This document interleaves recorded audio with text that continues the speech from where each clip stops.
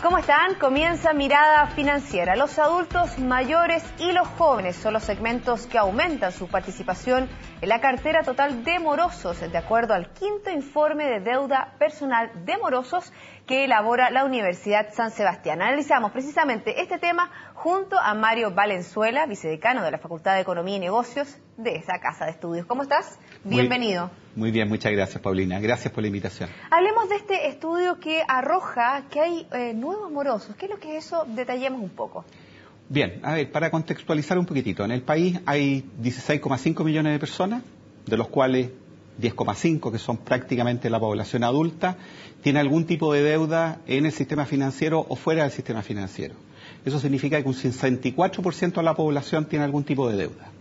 De este 64%, a junio del 2014, alrededor de 3,1 millones de personas tiene deudas morosas. Es decir, hay un porcentaje importante de la población que llega prácticamente al 30% de los que tienen deuda, que tienen algún tipo de documento impago, o un documento o más de un documento impago. ¿Y esto crece, por ejemplo, en los adultos mayores y en los jóvenes? Sí, la participación dentro de los deudores totales morosos crece tanto en los jóvenes. En un periodo de 2 años pasan de tener una participación del 18% al 23%, los jóvenes entre 18 y 29 años, y en el caso de los adultos pasa desde un 3% a un 4%. Hablemos un poco del periodo en el que estamos. ¿Tiene que ver la desaceleración de la economía en esta cifra, en este aumento del endeudamiento? Es muy curioso porque a pesar de que estos dos segmentos extremos de grupo etario aumentan su participación, si uno analiza las cifras en global, ve que el crecimiento todavía sigue siendo bastante moderado en términos de crecimiento de la morosidad total. Se observa una caída en el valor promedio de la morosidad con motivo del ingreso de nuevos morosos y el reingreso de aquellas personas que fueron beneficiadas en febrero del 2012 con el llamado perdonazo. Recordemos que a diciembre del 2011 habían 4,1 millones de personas que tenían algún tipo de morosidad y beneficiados en febrero del 2012 fueron 2,8 millones de personas. Por lo tanto, la cifra quedó en 1,3.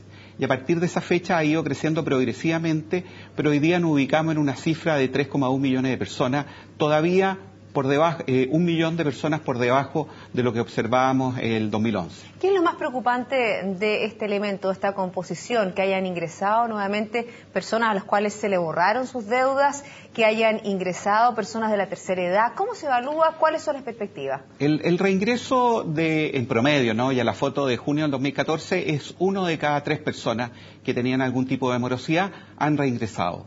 Pero lo más preocupante es en la categoría de nuevos morosos, es decir, aquellas personas que en febrero del 2012 no experimentaban ningún tipo de morosidad, aunque previamente sí lo podrían haber hecho. Lo delicado es que para las personas de más de 70 años se ha producido un crecimiento importante de los nuevos morosos, pasando de 30.000 a 56.000, es decir, han crecido en un 83%, por lejos más alto de lo que han crecido las otras categorías o grupos etarios de la población. Mario, a juicio de ustedes, ¿por qué se produce eso? Esto se está produciendo porque hay un acceso bastante importante, ilimitado prácticamente, al crédito en el país, no solamente de parte de las instituciones financieras, sino instituciones no financieras. Aquí estamos incorporando en el estudio, sin definir por fuente de emisión de crédito, a las cajas de compensación, a las pequeñas y medianas empresas, a las empresas de servicios, de utilidad pública, es decir, a una gran cantidad de empresas que reportan deudas de personas impagas. ¿Y ese endeudamiento que tienen los chilenos que ustedes han hecho en esta foto sobre nuestra sociedad, cómo está en relación, por ejemplo, a los países de la OECD, que nosotros siempre nos comparamos con ellos?